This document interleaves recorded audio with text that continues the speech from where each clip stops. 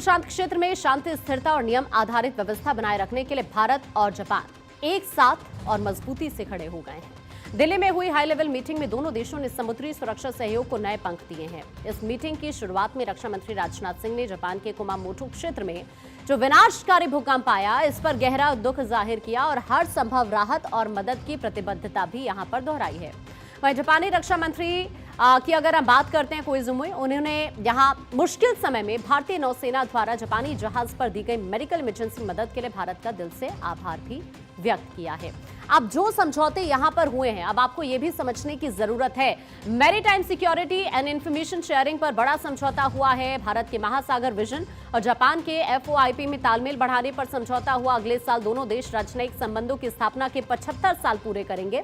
आपदा राहत और यहां पर सर्च एंड रेस्क्यू अभियान में बढ़ा सहयोग। पिछले कुछ सालों में दक्षिण और पूर्वी चीन सागर में बलपूर्वक यथास्थिति बदलने की कोशिश की भी यहां पर कड़ी निंदा की गई है।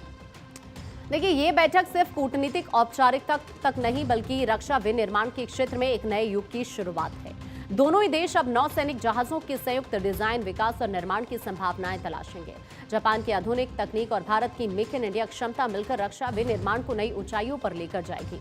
और यही नहीं, निकट भविष्य में दोनों एक दूसरे के बंदरगाहों और रख रखाव सुविधाओं का इस्तेमाल करने की व्यवस्था को भी अंतिम रूप देंगे, जिससे दोनों ही देशों की नौसेनाओं को समुद्र में अभूतपूर्व ताकत मिल पाएगी।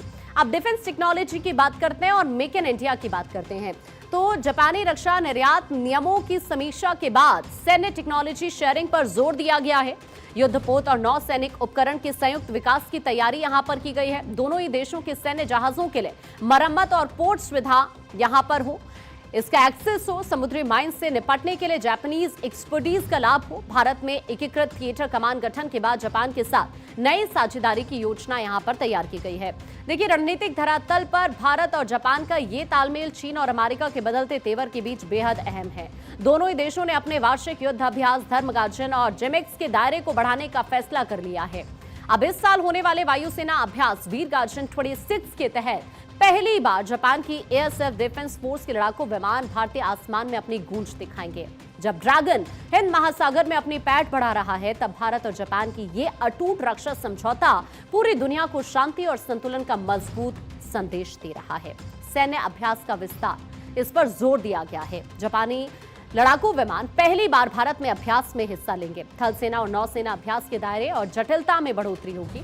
दोनों ही देशों के स्पेशल कमांडोज के बीच ट्रेनिंग का आदान प्रदान किया जाएगा।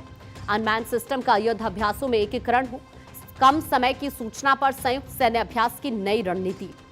साफ है कि भारत और जापान की ये विशेष रणनीतिक और वैश्विक साझेदारी आने वाले दिनों में हिंद प्रशांत की सुरक्षा दिशा तय करने वाली है। नई दिल्ली से बीजिंग तक इस डिफेंस डील की गूंज इस वक्त सुनाई दे रही है।